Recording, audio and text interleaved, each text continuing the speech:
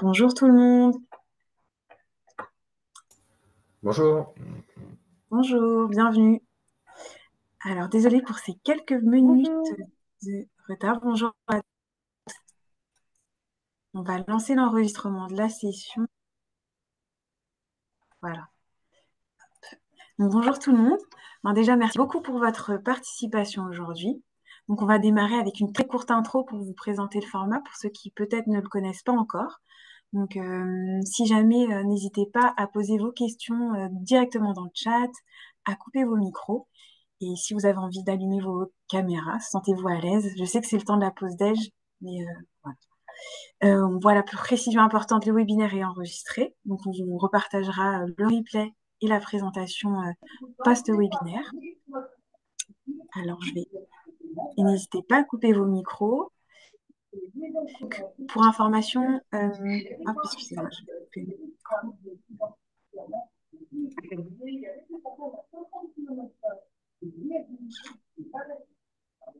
Alors,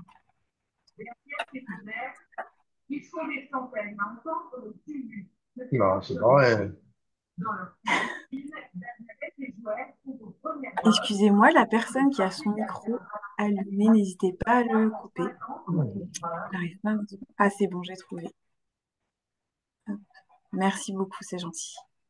Alors donc peut-être pour vous représenter ce format, on vous propose un atelier transition une fois par mois pour vous permettre de décrypter un enjeu clé sur les sujets de la transition écologique et sociale. Donc là aujourd'hui, on va parler des limites planétaires et on est ravis d'avoir comme intervenants Joseph Sonac et Audrey Boilly qui sont tous les deux alumni de l'ESSEC. Donc, pour le déroulé de la session, on va avoir un premier temps de présentation avec donc d'Audrey et de Joseph. Et puis ensuite, on aura un temps de questions-réponses. Donc, n'hésitez pas à mettre vos questions dans le chat au fil de l'eau et nous, on remontera aux intervenants à la suite. Aussi, si jamais vous êtes intéressé par ces formats Atelier Transition et Academy, pour information, le prochain webinaire portera sur l'intelligence, l'IA et son impact. Et ce sera déjà le 4 février, donc la semaine prochaine. On vous partagera aussi le lien si vous avez envie de vous inscrire. Donc, on ne va pas perdre plus de temps et je vais donner la main à Audrey et Joseph. Donc, encore merci à tous, bienvenue, merci pour votre présence sur cet atelier transition et Academy, 1 heure pour comprendre les limites planétaires et s'en saisir pour, au sein de son organisation avec Audrey Boilly et Joseph Sournac. Merci beaucoup. Bonjour à toutes et tous, ravie que vous soyez si nombreux. Je suis très contente d'être là pour parler limites planétaires parce que si vous êtes là, c'est que vous êtes aussi persuadés qu'il faut étendre son champ de vision au-delà du carbone, au-delà du climat, mais avoir une vision systémique des enjeux écologiques. Alors, je vais vous partager ma présentation. Euh, alors, hop,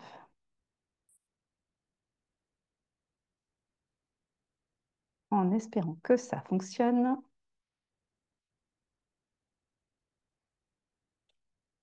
Voilà, normalement, vous devez voir mon écran. Donc, on a un petit peu plus d'1 heure ensemble. Ensuite, Joseph prendra la parole. Moi, je vais du coup vous parler pendant à peu près 45 minutes. Juste pour me présenter, je suis journaliste scientifique et je me suis spécialisée sur la question des limites planétaires. Alors, je suis tout d'abord ingénieure de formation et ensuite j'ai complété ma formation par un master à l'ESSEC. Et j'ai fait 10 ans de carrière dans le marketing avant de devenir journaliste scientifique et de me spécialiser donc sur cette question des limites planétaires.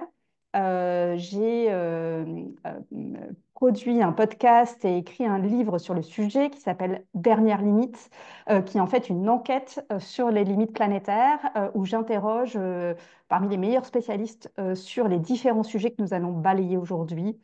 Évidemment, le climat, la biodiversité, mais aussi le cycle de l'eau, la pollution chimique, les questions des ressources aussi, que ce soit les métaux ou l'énergie. Voilà, faire le tour à la fois du constat et des solutions.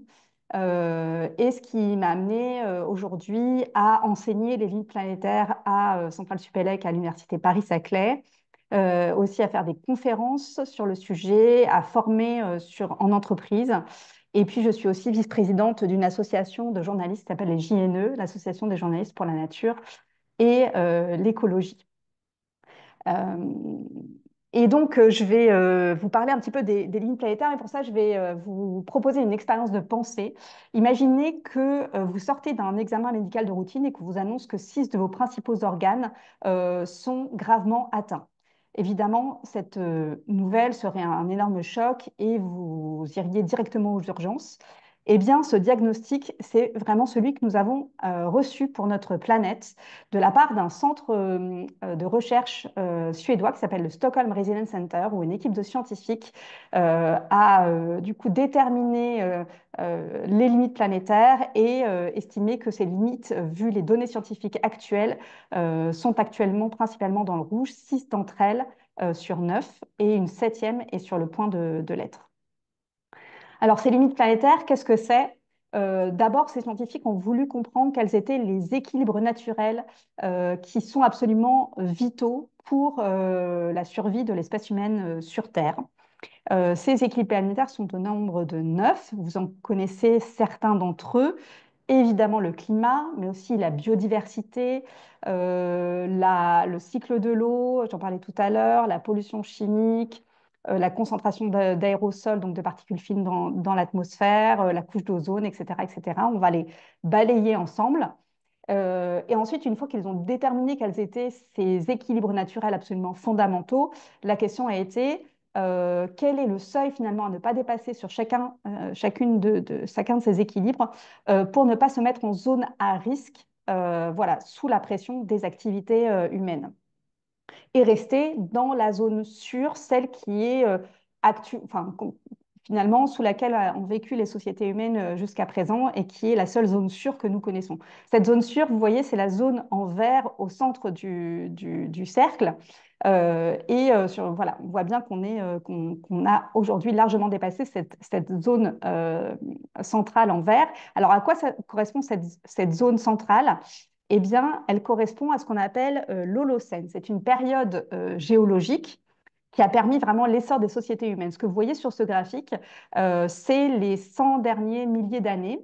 Et toute la première partie, c'est la dernière période glaciaire. Donc on voit que les températures, donc ça c'est un graphique qui représente les températures, on voit que les températures étaient beaucoup plus basses, mais aussi qu'elles étaient vraiment extrêmement variables.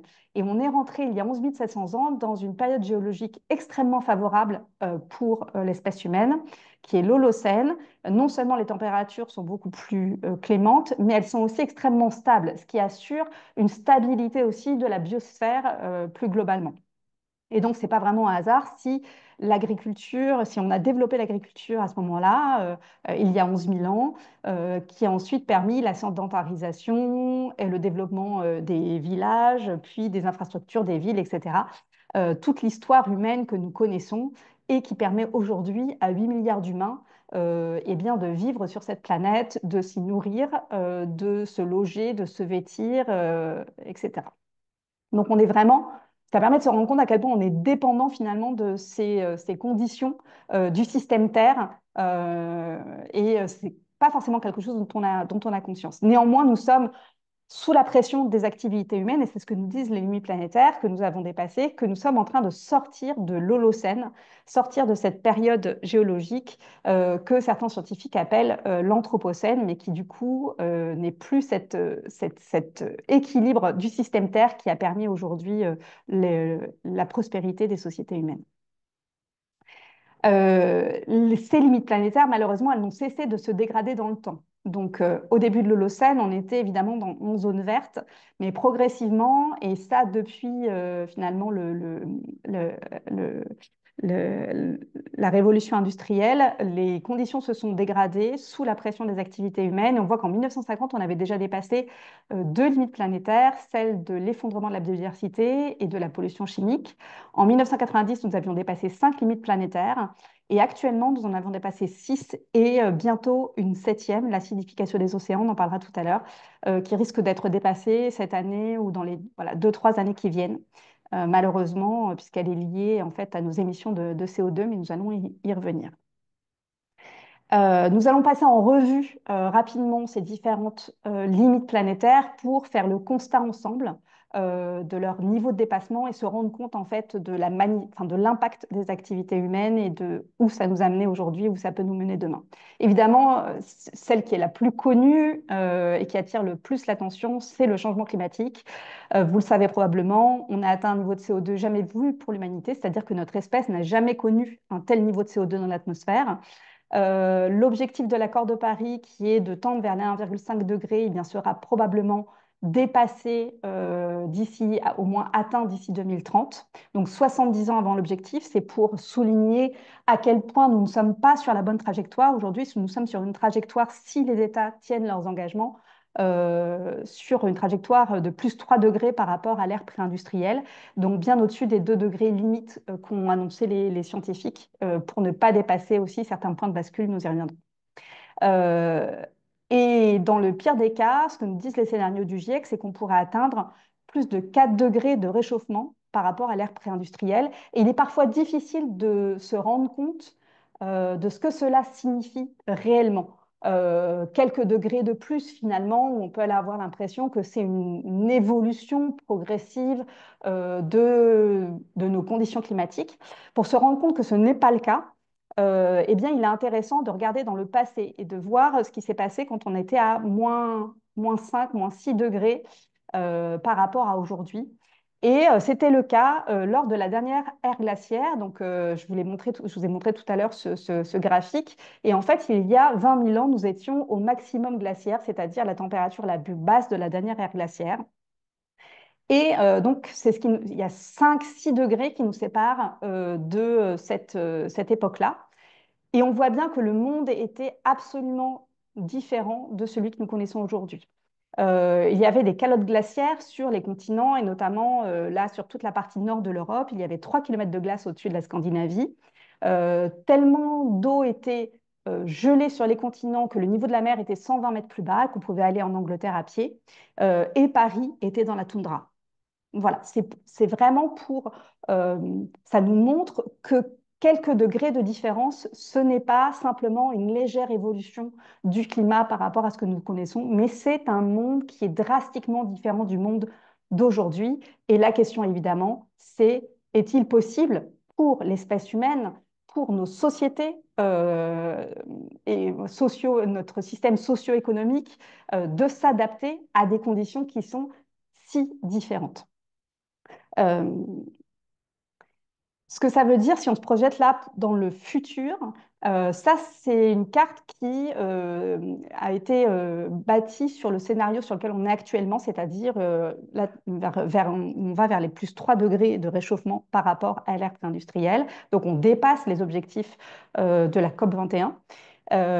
Et cette carte, elle nous montre plusieurs choses. Elle nous montre déjà, alors ça, c'est pas signifié sur la carte, mais évidemment, dans un monde à plus 3 degrés, on a une montée des eaux qui est déjà palpable aujourd'hui. Et donc, il faut savoir qu'on est déjà parti pour minimum 1 mètre d'augmentation du niveau des eaux. Quel que soit ce qu'on va faire, suivant nos émissions de gaz à effet de serre, cette augmentation du niveau de la mer sera plus ou moins rapide.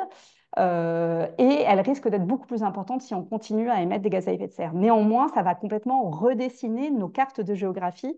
Et ce sont 1 milliard de personnes qui habitent dans des métropoles, des mégalopoles, qui se situent en bord de mer. Donc, c'est un impact absolument majeur à attendre sur les populations humaines, mais aussi sur un très grand nombre d'infrastructures.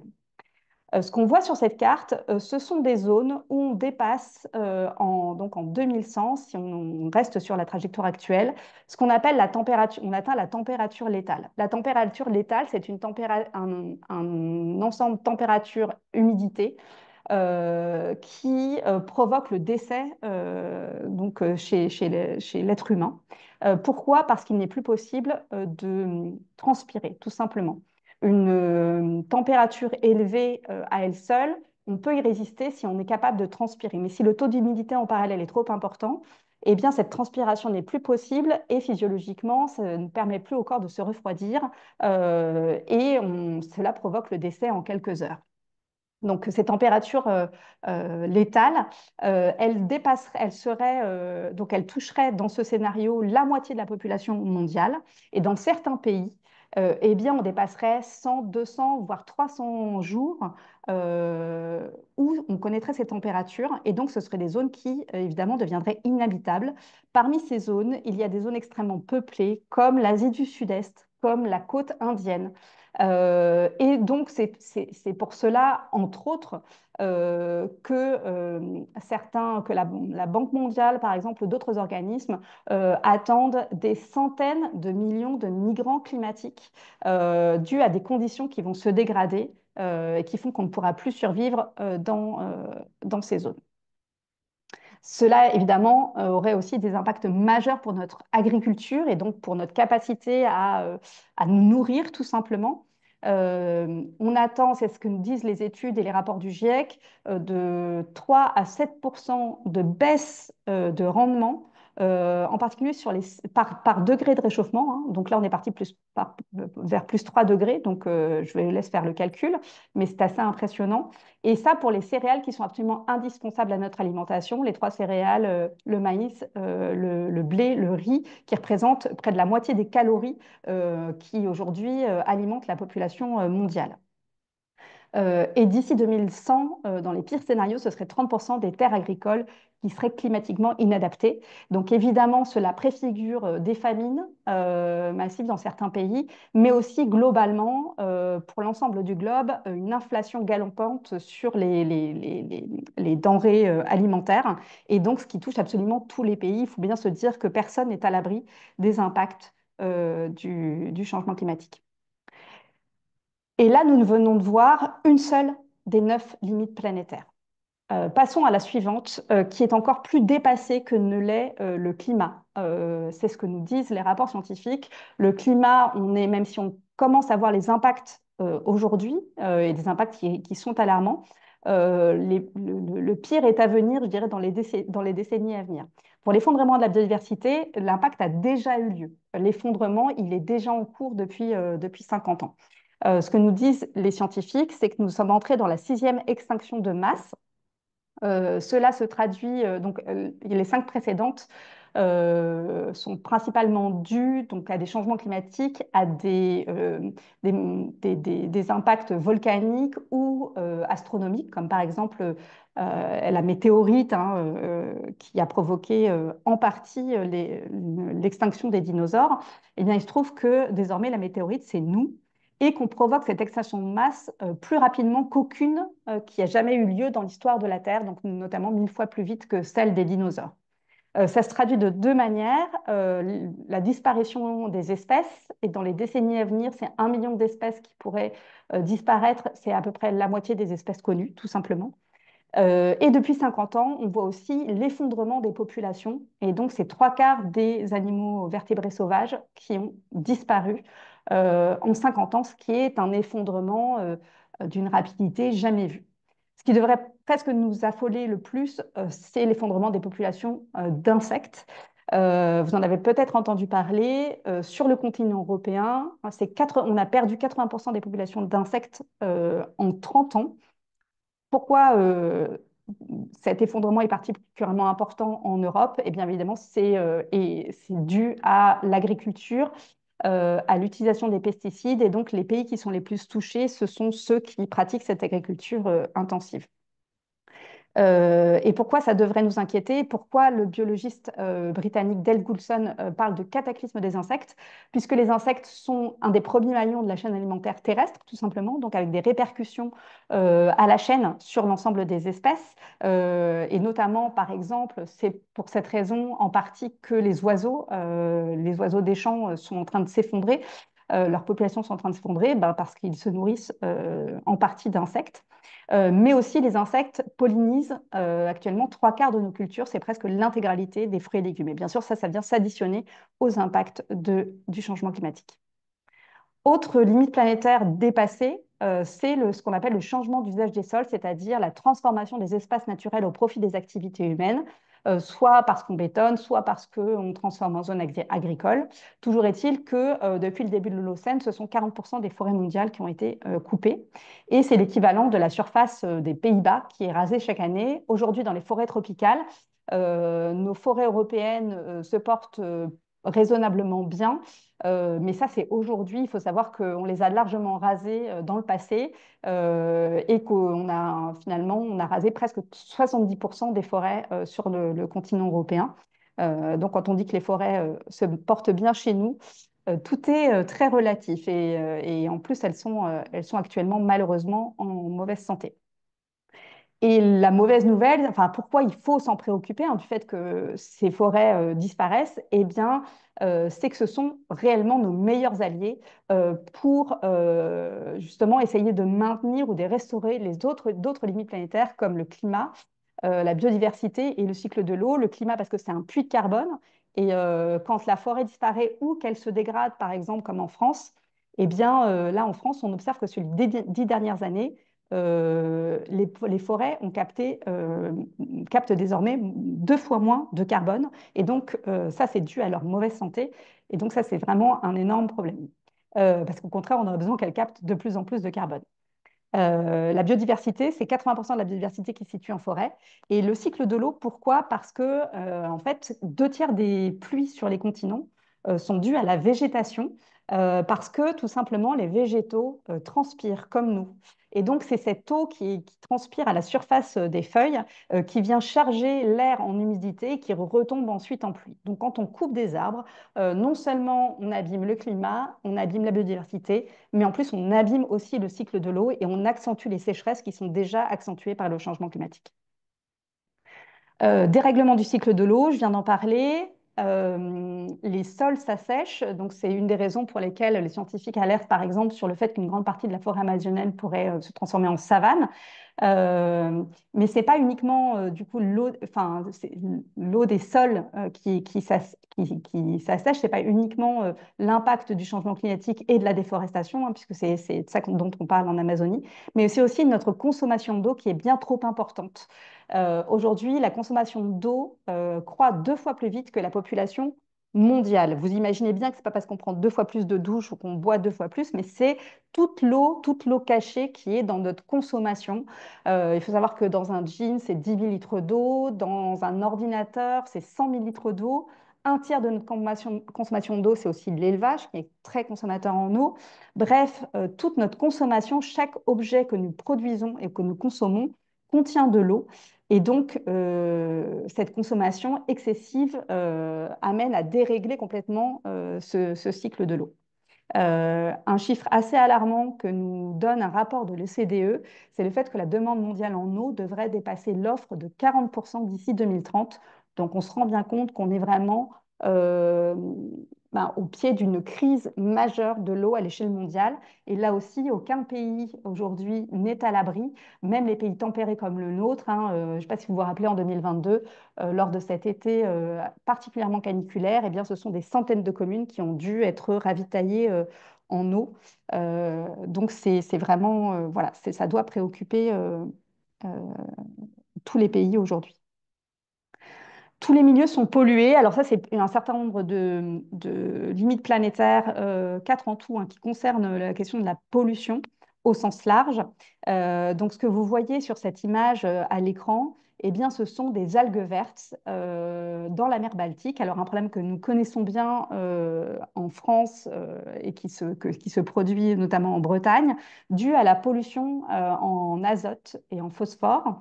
Donc cette pollution, elle est due aux lisiers d'élevage, mais principalement en fait aux engrais que nous épandons dans les champs pour augmenter le rendement et les rendements agricoles.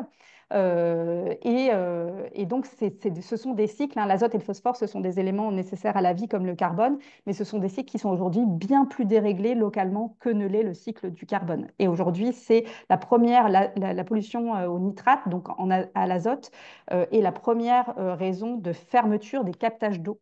Donc on est vraiment sur un niveau de pollution très élevé, là encore, dans les pays qui pratiquent l'agriculture intensive. Aujourd'hui, la majorité des ressources en eau d'Europe est polluée. Donc, il y a effectivement les pollutions à l'azote, mais aussi les pollutions aux pesticides. Donc, un très grand nombre de ressources en eau sont polluées par des dérivés de pesticides.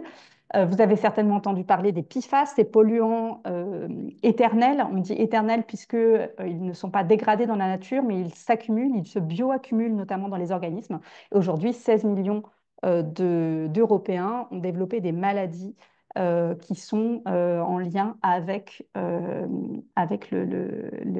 l'épiphaste. Euh, voilà, on va s'attarder plus sur cette question de la pollution. Évidemment, il y a aussi la question des plastiques. Aujourd'hui, nous respirons du plastique, nous mangeons du plastique, nous buvons du plastique. Les micro et nanoplastiques sont absolument partout. Bref, en tout cas, cette pollution, on peut se dire, c'est pour ça que la limite est considérée comme dépassée par les scientifiques, parce que cette pollution aujourd'hui est absolument dans tous les milieux, même ceux qui ne sont pas habités par l'homme et qu'on ait un niveau voilà, qui vraiment porte à des atteintes graves à la santé. Une autre limite planétaire qui est sur le point d'être dépassée, c'est celle de l'acidification des océans. Qu'est-ce que c'est? En fait, c'est un changement des conditions chimiques de l'océan dû au CO2. Donc, nous émettons ce CO2 dans l'atmosphère, mais une partie de ce CO2 se dissout dans l'océan, ce qui est une très bonne nouvelle puisque, en fait, l'océan est un puits de carbone. C'est environ un quart du CO2 qui se dissout dans l'océan, et ce qui nous aide énormément à contenir le réchauffement climatique. Mais la mauvaise nouvelle, c'est que ça modifie les conditions chimiques dans l'océan et notamment ça ralentit ou ça empêche un certain nombre d'organismes de construire leurs coquilles calcaires et notamment une partie du plancton. Et donc ce plancton, la conséquence, c'est soit il est en mauvaise santé, il a du mal à se reproduire, ou alors il n'est plus capable de survivre. Et on se doute bien que ce n'est pas une très bonne nouvelle si le plancton se dégrade, puisque bah, c'est là aussi la base de la chaîne alimentaire marine. Et donc, en cascade, c'est l'ensemble de la vie marine qui serait impactée. Et cela s'additionne aux canicules marines, puisque c'est 90% de la chaleur en excès dans l'atmosphère hein, qui se dissout aussi dans l'océan. Donc, l'océan est vraiment un allié extrêmement précieux. Mais de la même manière, ces canicules marines, eh bien, elles affectent notamment les coraux, mais l'ensemble de la vie marine. Et puis, bien sûr, la surpêche, qui est peut-être la première source de dégradation des océans. Aujourd'hui, c'est 90% des espèces de poissons qui sont pêchées ou surpêchées et dont les populations ne peuvent plus se renouveler. Ça nous fait 9 limites planétaires. C'est déjà un constat qui est assez sombre, mais on pourrait rajouter une 10e limite planétaire. En tout cas, c'est ce que demandent un certain nombre de chercheurs, et de rajouter à ces limites planétaires le sol. Pourquoi? Parce que ben, c'est la source de toute vie terrestre. C'est 1 mètre de sol fertile. Et ces sols sont en très mauvaise condition aujourd'hui pour plein de raisons. On en a parlé, ils sont asséchés, la vie du sol, du coup, se dégrade sous l'effet des pesticides, etc. Mais peut-être ce qui affecte le plus le sol aujourd'hui, ce qui devrait nous préoccuper, eh bien, c'est l'agriculture intensive qui demande en fait un labour profond. Un labour profond, en fait, ça la fait remonter ce labour profond qui est pratiqué régulièrement lors des cultures, eh bien, fait remonter à la surface des bactéries qui sont dopées par le fait qu'elles sont mises en contact avec l'oxygène de l'air et qui se mettent à dévorer ce qu'on appelle l'humus, c'est la couche fertile du sol, celle qui est très riche en carbone. C'est ce sol noir hein, quand on marche en forêt, ce sol extrêmement fertile. Bref, en tout cas, qui se met à consommer cet humus et donc cette couche d'humus se rétrécit et ensuite est balayée plus facilement par l'eau, par le vent, etc. Et nous avons déjà perdu à date une surface capable de nourrir l'Europe, qui n'est plus cultivable. Et comme vous l'avez compris, nous n'avons pas le loisir d'aller couper des forêts supplémentaires pour développer les terres agricoles, puisque cette limite de changement d'usage des sols est aussi dépassée. Aujourd'hui, il faut absolument préserver cette couche fertile du sol qui est notre garantie de pouvoir nous nourrir. Euh, une fois que nous avons parlé de ces différents équilibres naturels, il ne faut pas oublier un élément qui est absolument crucial aussi pour l'équilibre socio-économique de nos sociétés, eh bien, ce sont les matières premières. Et contrairement à ce qu'on pourrait penser avec le numérique, on a l'impression de vivre dans un monde toujours plus dématérialisé. Eh bien, au contraire, nous n'avons jamais consommé autant de matières premières qu'aujourd'hui. Euh, Notre empreinte, ce qu'on appelle notre empreinte matière, elle croît plus vite que la population et plus vite que le PIB. C'est-à-dire que on est vraiment dans une intensification de matière de notre consommation. Pourquoi? Ben, cela peut est en partie expliqué par ce petit schéma de l'ADEME qui montre que derrière un ordinateur portable qui pèse 2 kilos, eh bien, en réalité, on a près d'une tonne de matière qui se cache derrière. Non seulement les énergies fossiles qui sont nécessaires pour fabriquer cet ordinateur, mais aussi pour extraire les métaux qui le constituent. Mais en plus, quand on extrait de la matière, quand on extrait, on extrait des métaux, eh bien, on extrait une grande quantité de matière autour. Par exemple, quand on ouvre un filon de cuivre aujourd'hui, il contient 0,4% de cuivre, ce qui veut dire qu'il faut extraire 99,6% de matière, de matériaux, pour pouvoir extraire ce cuivre dont on a tant besoin. Et puis, il y a évidemment aussi la consommation d'eau douce. Cette consommation, elle est très importante, notamment pour l'industrie minière, mais aussi pour notamment fabriquer les puces électroniques. Chaque puce doit être rincée et l'ensemble de la fabrication de ces puces voilà, consomme de très, très grandes quantités d'eau. Et donc, ce qui pose question pour le numérique, évidemment pour l'IA qui demande un nombre de puces bien plus important que nous en produisons aujourd'hui pour entraîner les intelligences artificielles. Si on continue dans cette direction, sur la lancée actuelle, hein, donc on ne parle pas d'accélération due notamment aux énergies renouvelables ni à l'IA, eh bien, nous extrairions déjà autant de métaux que dans toute l'histoire de l'humanité. Donc, nous sommes dans une phase d'accélération très importante hein, de notre consommation de matière. Et il faut savoir que toute extraction, en fait, suit une courbe qui est, et ça c'est mathématique, qui atteint un pic de production avant de décroître. Au départ, on trouve facilement des gisements, ils sont facilement accessibles, ils sont plutôt concentrés et donc on peut extraire toujours plus. Mais ensuite, on atteint un pic puis une décroissance de l'extraction parce qu'on a de plus en plus de mal à trouver des filons, parce qu'ils sont de moins en moins concentrés, ils demandent de plus en plus d'énergie pour leur extraction. Ce pic de production, par exemple, nous l'avons déjà atteint pour le pétrole conventionnel, donc le pétrole liquide, hein, celui qui s'écoule facilement quand on fore. Et aujourd'hui, voilà, le relais est pris par d'autres types de pétrole, mais qui sont beaucoup plus intensifs en énergie, beaucoup plus difficiles à extraire. Du coup, ce pic de production, évidemment, on l'atteint pour un certain nombre on va l'atteindre dans les décennies à venir pour un certain nombre de ressources. Mais ce qui devrait nous préoccuper le plus, c'est la question de la boucle entre les métaux et les énergies fossiles. Évidemment, on a besoin de grandes quantités d'énergie fossile pour extraire les métaux. C'est 10% de l'énergie qui est aujourd'hui consacrée exclusivement à l'industrie minière. Et donc, vu que ces métaux sont de moins en moins concentrés, de moins en moins faciles à aller chercher, par exemple une mine de cuivre, c'était 4% au début de concentration de cuivre au début du XXe siècle et c'est aujourd'hui 0,4%. Donc vous mesurez là la baisse en concentration et les gisements sont de plus en plus difficiles à aller à atteindre. Et du coup, l'extraire des métaux demande de plus en plus d'énergie fossile. Et en retour, produire de l'énergie consomme de plus en plus de métaux. Déjà parce que les énergies fossiles sont de plus en plus difficiles à extraire, mais aussi parce qu'évidemment, nous voulons nous en passer et passer à la transition, enfin, aux énergies renouvelables qui demandent beaucoup plus de métaux. Et donc, nous voyons que nous sommes dans une boucle, une sorte de cercle vicieux. Il faut plus d'énergie pour extraire des métaux et plus de métaux pour produire de l'énergie. Et ce que nous dit aussi, pour compléter le tableau, ce que nous dit l'Agence internationale de l'énergie, c'est qu'aujourd'hui, pour l'échéance 2030-2040, nous n'avons pas identifié suffisamment de gisements pour combler nos besoins, à la fois pour le numérique et la transition énergétique. Donc, nous sommes aujourd'hui, dans les décennies à venir, face à, là aussi à un mur des métaux. Et donc, ce qui doit nous alerter dans notre production et notre consommation.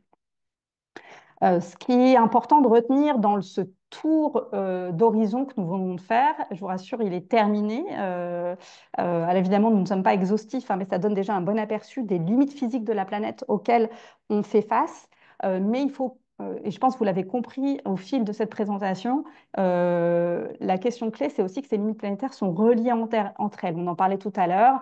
La déforestation, c'est une mauvaise nouvelle pour le climat, pour la biodiversité, pour le cycle de l'eau. Par contre, évidemment, la reforestation, ça devient une bonne nouvelle pour l'ensemble de ces trois autres limites planétaires.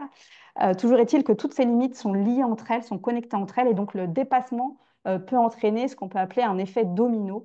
Et donc, évidemment, ce n'est pas une bonne nouvelle, c'est-à-dire que si on... Et on ne peut pas non plus décaler les impacts, c'est-à-dire que si on se dit une solution, par exemple les agrocarburants, ça peut être très bien pour le climat, pour baisser nos émissions de gaz à effet de serre, eh bien, ça a un impact négatif sur la biodiversité, par exemple, ou sur la consommation d'eau.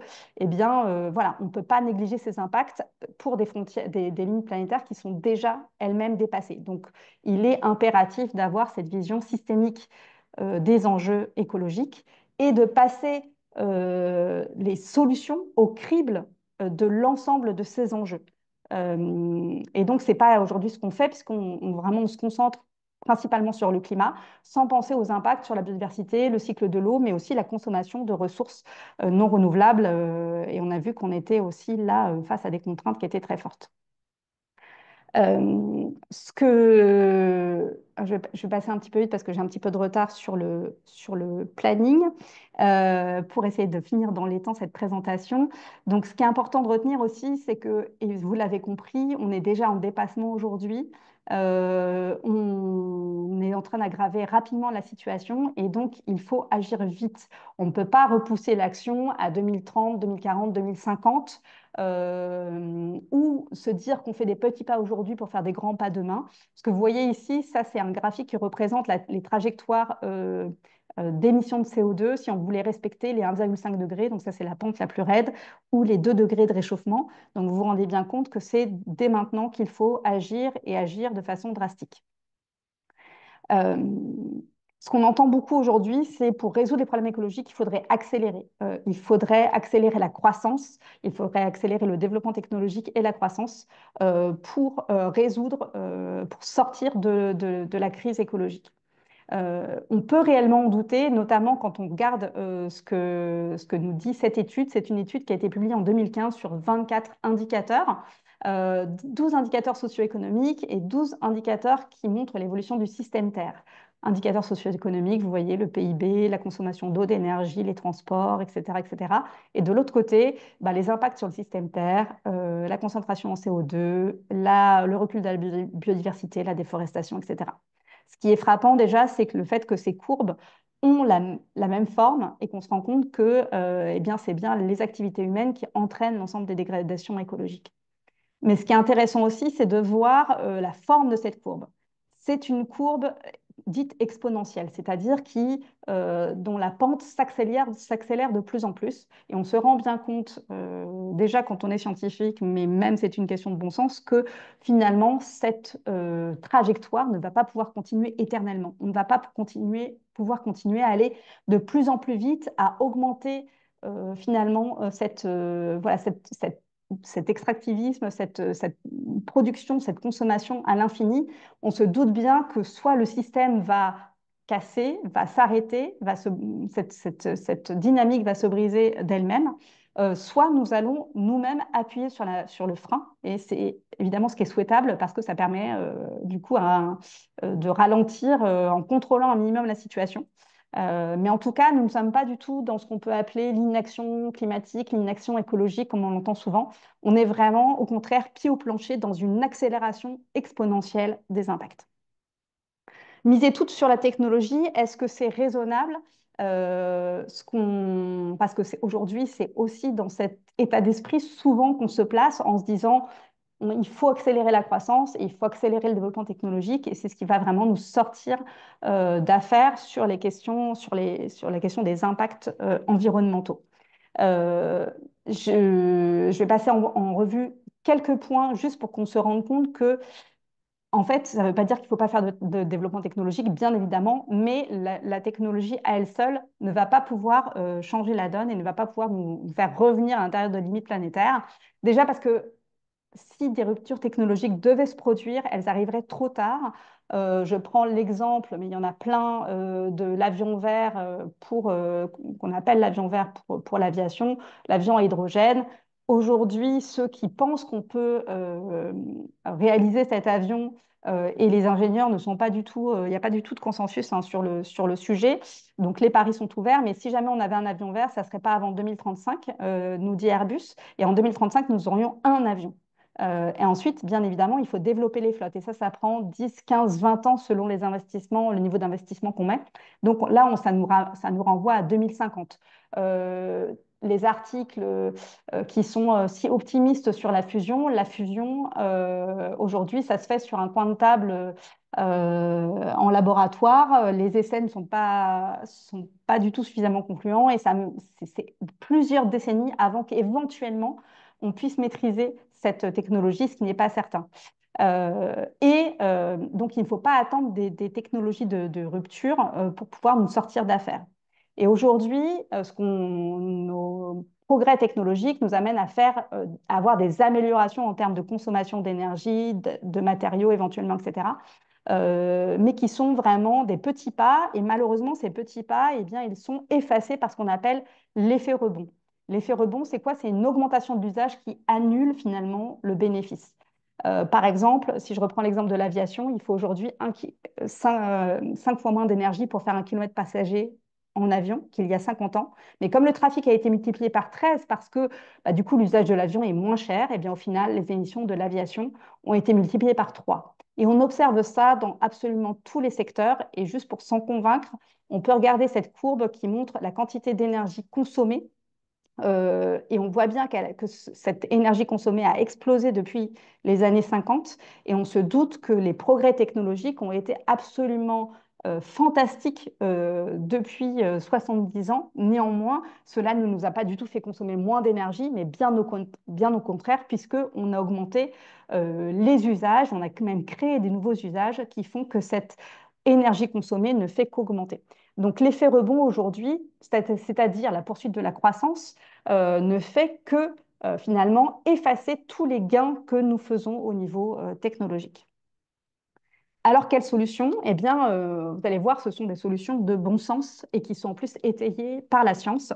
Le premier pilier, c'est ce qu'on peut appeler la sobriété, c'est-à-dire tout simplement, au sens de la définition du GIEC, c'est consommer moins d'énergie, moins d'eau, moins de matériaux et moins de terres agricoles. C'est-à-dire la réduction de notre consommation, donc la réduction de l'utilisation de l'ensemble des ressources. Et ça, ce que nous dit le GIEC, c'est tout simplement 40 à 70% de la solution. C'est-à-dire, c'est le premier pilier. Si nous ne mettons pas en œuvre ce pilier-là, le reste ne sera pas du tout suffisant.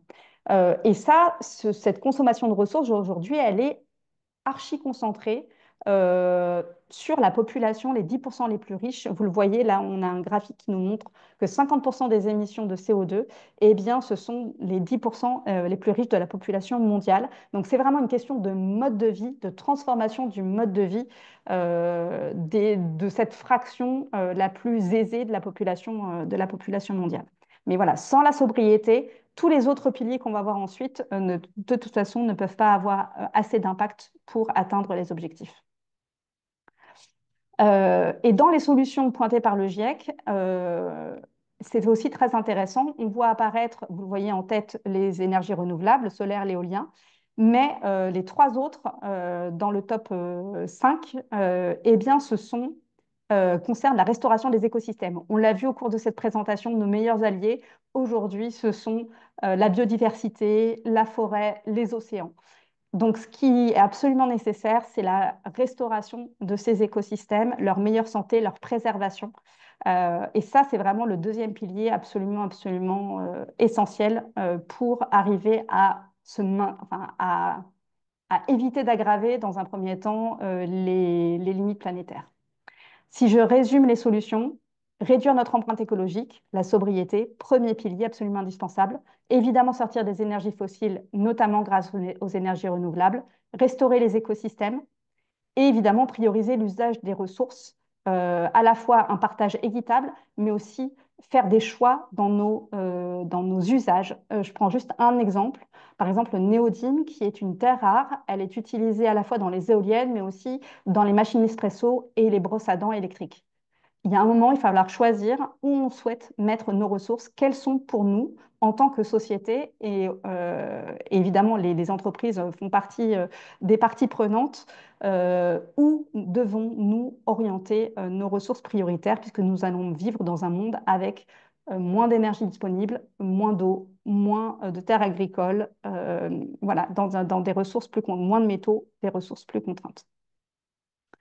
Ce que nous dit aujourd'hui l'économiste Kate Raworth, c'est qu'il est nécessaire d'avoir une vision qu'elle encapsule dans une théorie qu'elle appelle la théorie du donut, que vous connaissez peut-être. Ce donut, il a comme plafond les nuits planétaires, mais il a aussi un plancher, et c'est le plancher social, ce sont les droits sociaux, évidemment, l'accès aux besoins de base, nourriture, eau, mais aussi la santé, l'éducation, l'accès à l'emploi, l'égalité des sexes, etc.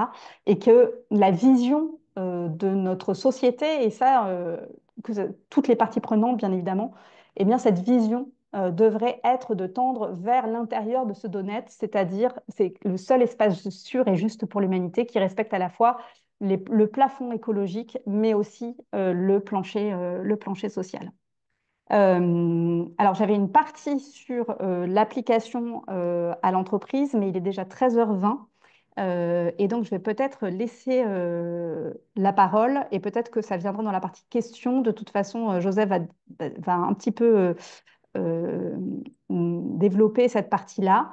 Mais on pourrait aussi voilà, envisager un autre format ou d'autres zones d'échange pour parler de la suite de l'application aux entreprises. Et du coup, j'en profite pour vous transmettre mon adresse email si jamais vous voulez. Alors, je ne sais pas, il y aura peut-être un autre format qui sera organisé à travers les ESSEC Alumni. Mais dans tous les cas, n'hésitez pas à me contacter pour justement, parce que effectivement, l'étape d'après, c'est de se demander comment finalement on applique et on peut en tant qu'entreprise devenir un acteur pour respecter ses limites planétaires. Et donc, moi, je fais partie d'une plateforme qui s'appelle Stator, hein, qui propose à la fois des cours en ligne. Je vous ai mis le lien vers mon cours sur les limites planétaires qui sera bientôt en ligne, mais aussi des ateliers de transformation, des conférences. Moi, je viens souvent en entreprise pour faire des conférences sur les limites planétaires, mais des ateliers aussi de transformation pour justement ben, faire en sorte de transformer l'entreprise, de prendre le chemin de ce qu'on peut appeler les entreprises régénératives qui respectent les limites planétaires. Donc, surtout, n'hésitez pas à prendre contact aussi directement avec moi pour qu'on puisse en parler ensemble si vous souhaitez impulser une dynamique dans votre entreprise à ce sujet. Et je vais du coup laisser la parole, à moins que Sounia me dise que j'ai un peu plus de temps, mais j'en doute. Moi, je propose de passer à Joseph, mais si jamais on a le temps sur le temps de questions-réponses, en effet, de compléter. Et comme on va partager la présentation aussi à l'ensemble des alumni, pour aussi plonger dans ce que tu as proposé sur le volet entreprise. Mais je pense que ce serait intéressant de peut-être proposer un second format pour creuser. Merci. Merci, je te passe la main, Joseph. Merci beaucoup, Audrey. Ouais, merci Sounia, merci Audrey et bonjour à toutes et tous. Je suis ravi d'être parmi vous aujourd'hui pour discuter aussi des lignes planétaires.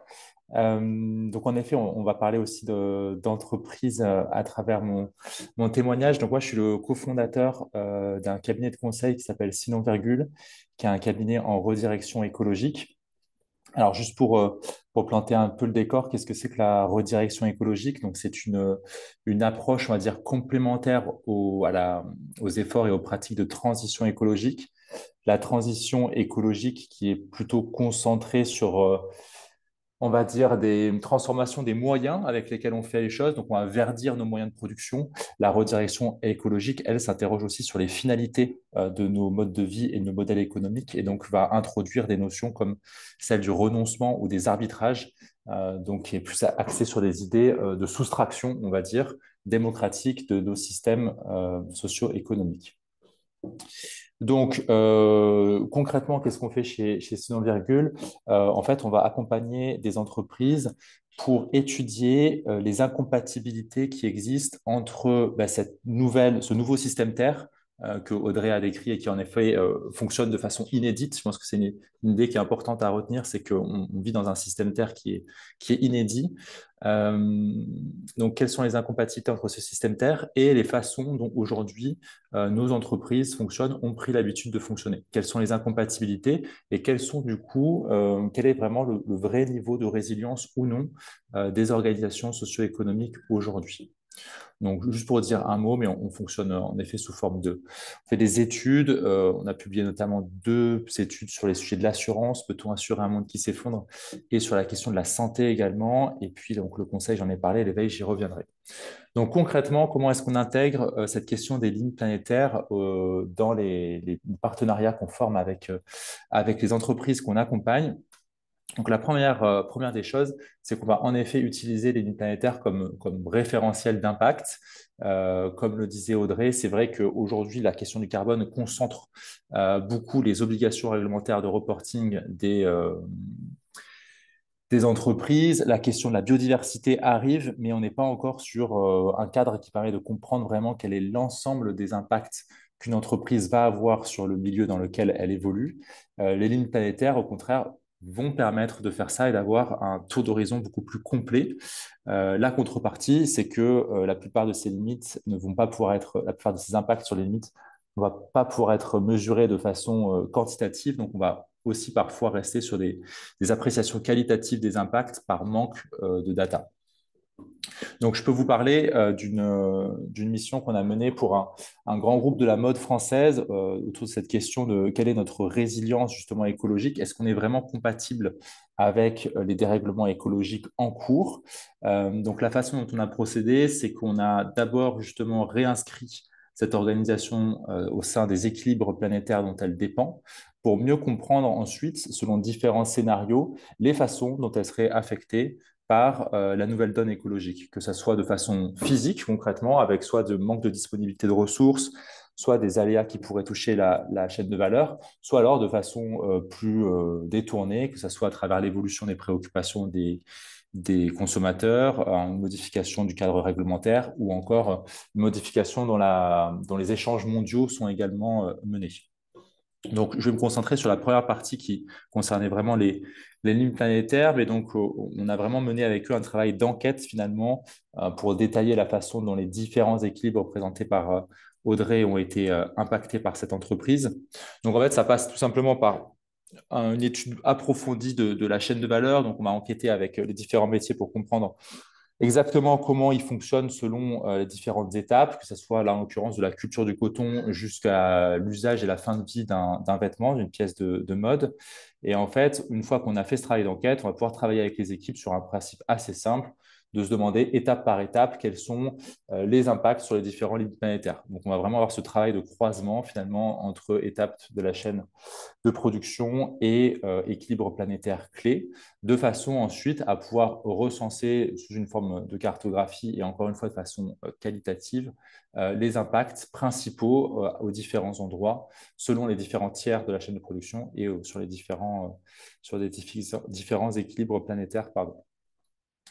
Donc, typiquement, sur cette entreprise, ce qui peut être intéressant, c'est de noter que au-delà justement de la question du carbone qui est très présente, forcément, il y a énormément d'eau qui est consommée par la mode. Audrey, tu en as dit un mot aussi. Et puis, il y a aussi énormément d'impact sur l'équilibre des flux biogéochimiques, que ce soit au moment de la culture du coton, puisque le coton est une plante qui demande, enfin, qui en tout cas qui peut fonctionner avec beaucoup d'engrais. Donc, du coup, on en profite, on en utilise énormément. Donc, on a un énorme impact à ce moment-là. On a un autre impact au moment notamment des opérations de teinture qui vont avoir un gros impact aussi sur cet équilibre planétaire. Et puis ensuite, forcément, pendant les phases de lavage post-achat, avec l'usage de détergents qui vont aussi pouvoir perturber ces flux biogéochimiques. À nouveau, sur la question des nouvelles entités aussi, on aurait pu parler de tous les microplastiques qui sont issus des lavages des vêtements qu'on va consommer, d'autant plus s'ils sont faits avec des matières synthétiques. Donc voilà, on voit qu'on arrive grâce à cette approche à compiler un peu plus d'impact et donc à avoir une approche beaucoup plus globale qu'à travers la simple question du carbone.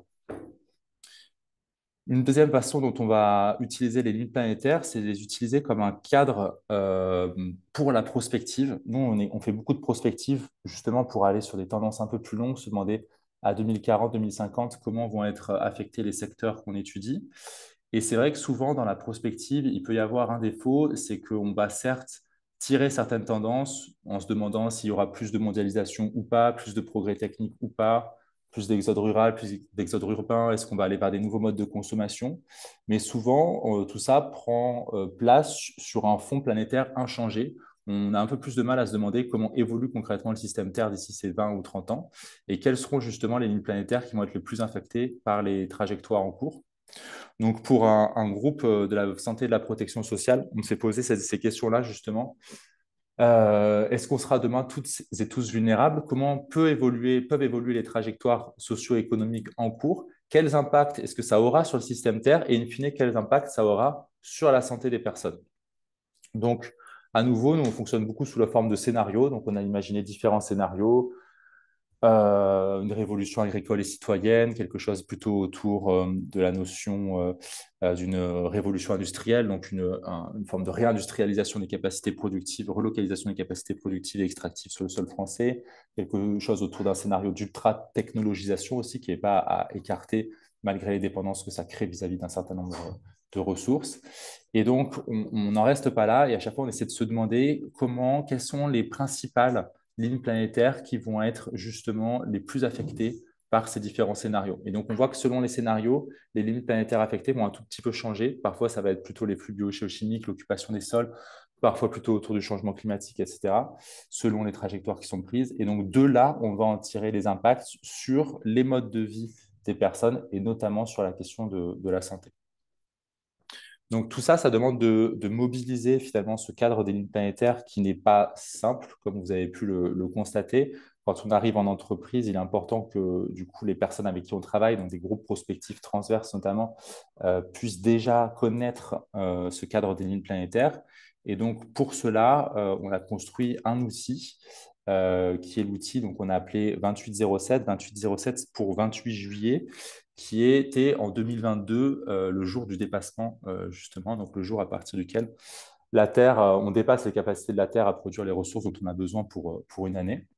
Et donc, on a développé un jeu de plateau qui s'appelle donc 2807, qui fonctionne de la façon suivante. En fait, on va avoir une première manche où on construit un système Terre en répondant à des questions sur les équilibres planétaires et avec lesquelles on va gagner des pièces en fait, qui vont nous permettre d'assembler le système Terre petit à petit. Et ensuite, dans une manche 2, pour justement rendre justice à cette question de la redirection écologique et des arbitrages, on va tirer des cartes sociétés auxquelles on peut soit renoncer, et auquel cas on sauvegarde notre système Terre, mais on peut reculer par contre dans les planchers sociaux. Et au contraire, on peut choisir de les conserver, auquel cas ça affecte le système Terre. Et donc, il faut réussir à garder l'équilibre justement entre les deux et rester dans cette zone sûre du donut dont Audrey a parlé un peu plus tôt. Donc, ce jeu, c'est un jeu de sensibilisation finalement à cette question des lignes planétaires qu'on propose aussi dans les différentes entreprises qu'on accompagne. Il est doublé également d'une bande dessinée sur la question des lignes planétaires à travers les explorations d'un responsable RSE qui découvrirait ce nouveau cadre des lignes planétaires et se demanderait comment est-ce que ça peut changer son métier et sa façon de le faire. Donc voilà, à nouveau, j'ai essayé de faire très court parce que je vois que le timing tourne et pour qu'on ait un peu de place pour l'échange. Mais si vous souhaitez prolonger l'échange, n'hésitez pas à me contacter. J'ai laissé mon adresse ici. Merci beaucoup. Merci beaucoup, Joseph. Merci, Audrey. Du coup, je vous remonte un peu les questions du chat. Donc, le départ des USA de la COP 21 n'est pas un bon signal. Ne va-t-il pas être temps que l'UE les combatte plutôt que les suive? En matière de défense aussi. Point d'interrogation.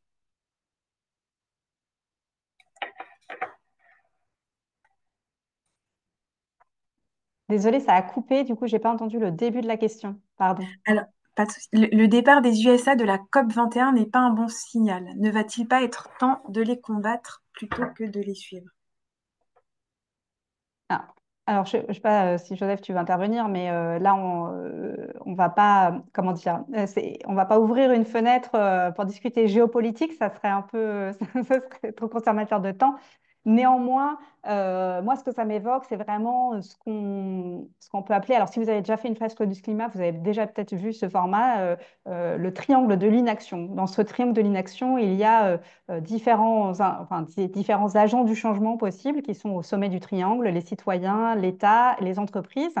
Et en fait, ce qui se passe, pourquoi on est souvent bloqué dans l'inaction? Parce que chacun des sommets du triangle attend que l'autre bouge.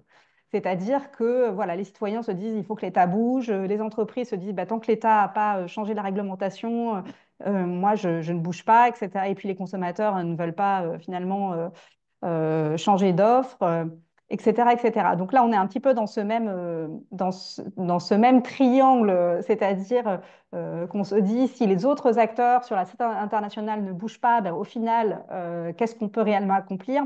Et en fait, tant qu'on est dans cet état d'esprit-là, eh bien, malheureusement, tout reste bloqué parce que chacun attend que les autres bougent. Et comment on transforme, on passe du triangle de l'inaction au triangle de l'action, c'est de se dire, voilà, quelle marge de manœuvre j'ai dans le contexte actuel. Et en fait, on a énormément de marge de manœuvre, puisque effectivement, au niveau de la France, qui reste un des piliers de l'Europe, à l'échelle européenne, on a un effet d'entraînement possible qui est extrêmement important. Et donc, c'est plutôt se poser les questions de qu'est-ce qu'on peut faire dans ce contexte. Et évidemment, il faudrait que l'Europe soit beaucoup plus offensive.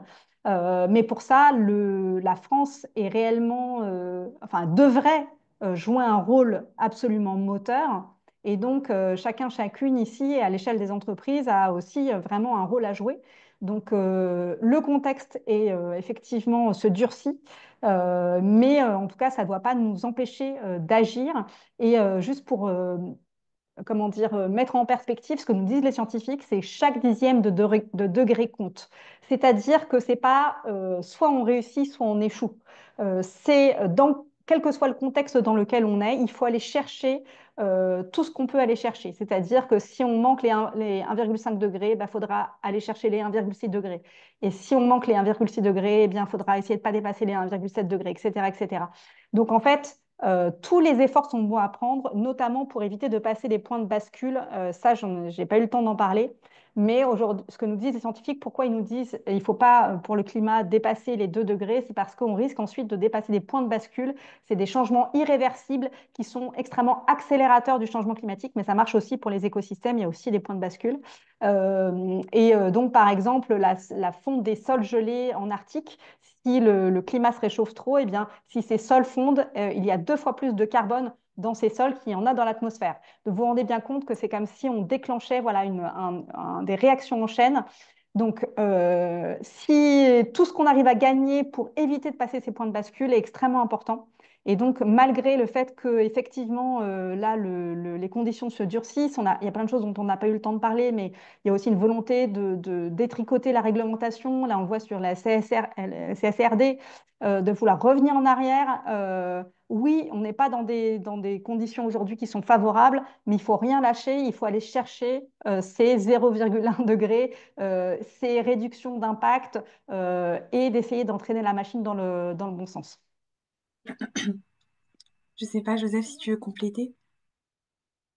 Non, rien de plus, si ce n'est que c'est vrai qu'on voit aujourd'hui qu'il y a quand même une forme d'hésitation, en tout cas, à tout le moins côté européen et côté français sur ces sujets. On parle parfois de backlash ou de greenlash sur ces questions-là, donc une forme de retour, en tout cas une forme de disqualification aussi de certains discours écologistes qui peut être un peu préoccupante. Nous, on voit, on étudie un peu sous une forme qui est on considère qu'il y a une forme de risque de polarisation en fait autour de la question écologique et des discours écologiques entre d'un côté justement un retour à une certaine forme de conservatisme sur ces enjeux-là et de l'autre peut-être un appel à des modes d'action de plus en plus radicaux. Et l'enjeu, si ça se polarise trop, c'est qu'au milieu justement sur tout ce qui va être transition écologique, voilà, ça se dépeuple un petit peu. Donc une vraie préoccupation de ce point de vue-là. Mais je rejoins bien entendu Audrey sur la question de chaque dixième qui compte. Ça ne s'arrête pas en 2100. On a aussi, c'est forcément le défaut de ces modélisations, mais c'est qu'il y a une vie après. Donc forcément, ça renforce la nécessité d'agir. Merci beaucoup, Joseph. Et du coup, par rapport à ce que vous disiez là, il y a une question qui peut être intéressante. Donc, parmi les limites planétaires, lesquelles sont locales? Je veux dire, c'est la pollution des Européens qui nous impacte, nous, Européens, et lesquelles sont globales, et donc sur lesquelles on aurait des leviers d'action partiels. Alors, on a des leviers d'action sur l'ensemble de ces limites planétaires, bien sûr, même celles qui sont globales, comme le changement climatique, puisque nos émissions partout dans le monde comptent et contribuent au dépassement. Mais effectivement, il y a un certain nombre de limites planétaires qui sont plus régionales. On peut penser au cycle de l'eau, par exemple, l'assèchement des sols localement, c'est-à-dire, par exemple, voilà, en termes de... Déjà, il y a des hotspots en termes de réchauffement climatique, mais en plus, on déforeste. En plus, il y a la question de la consommation de l'eau, on l'a vu. Et donc tout ça fait que ces dérèglements des cycles de l'eau, en fait, ils sont mesurés plutôt localement. Et certaines limites c'est le cas aussi par exemple des excès en azote ou en phosphore, mais certaines limites en fait ont des impacts en cascade. Au départ sont régionaux et finalement, s'ils sont trop importants, peuvent devenir produire des impacts globaux. Par exemple, c'est le cas de la déforestation, donc changement d'usage des sols. Euh, Typiquement, en fait, ça a des impacts, comme cette déforestation, elle peut avoir des impacts sur le cycle de l'eau localement. En fait, cet impact, ensuite, il peut s'intensifier s'il est trop important et dérégler aussi le cycle de l'eau, par exemple, d'Amérique du Sud, à avoir des impacts en Asie, du Sud-Est, etc., par les déplacements des masses d'air et des rivières atmosphériques. Donc, en fait, l'important vraiment, ce qui est très important de retenir, c'est que tout est lié.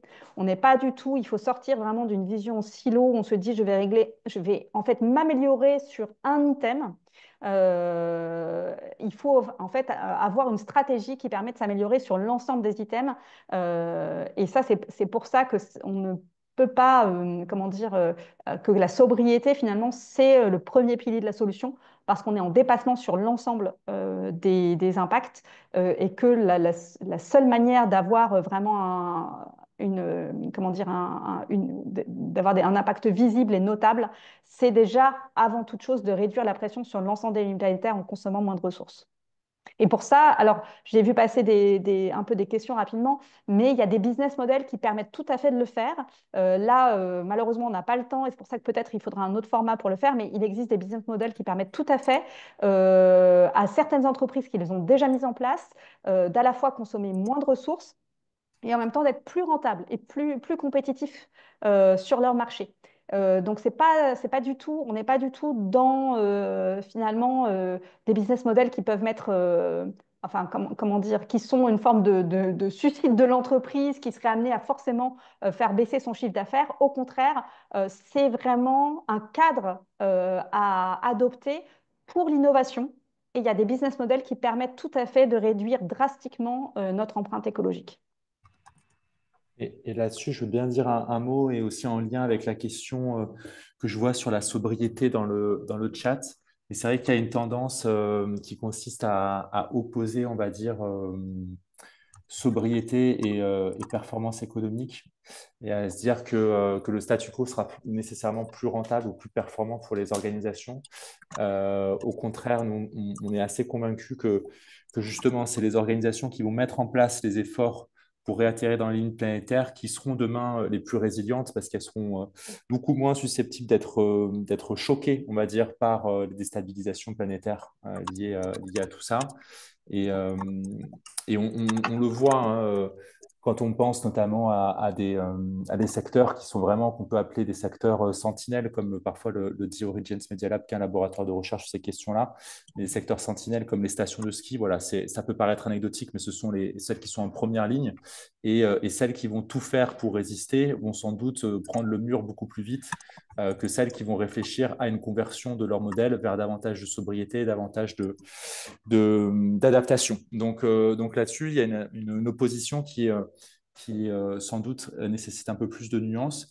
Et sur cette question aussi de la sobriété, bien voir qu'il s'agit d'une sobriété globale qu'il s'agit d'atteindre et que certes, certains secteurs seront peut-être perdants et contraints à beaucoup de rétrécissement, mais ça se fera aussi au profit d'autres secteurs. Donc la sobriété et le chômage ne sont pas des vases communicants comme on peut parfois le laisser penser. Merci beaucoup. Bon, c'est sympa, du coup, il y a des questions auxquelles tu as pu répondre là. Et il y avait une question un peu spécifique sur, on parle de 5 causes d'écroulement de la biodiversité, mais PH Gouillon dit que la première cause est la pollution aux pesticides, non mentionnée pour des raisons politiques. Qu'en penses-tu? Qu'en pensez-vous? Alors effectivement, il y a 5 causes qui sont hiérarchisées d'une certaine façon au niveau global, mais cette hiérarchisation change suivant là où on se trouve régionalement. Donc globalement, c'est principalement la perte des habitats, donc c'est tout simplement la transformation des espaces naturels, c'est le changement d'usage des sols dont j'ai parlé. Donc c'est le fait de détruire finalement les espaces naturels qui abritent la biodiversité.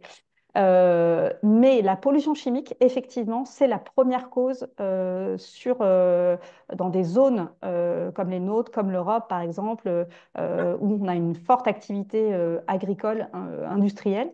Et donc, dans ces zones, effectivement, c'est la pollution chimique et donc la pollution aux pesticides, notamment, qui a l'impact le plus important sur la biodiversité. Merci beaucoup.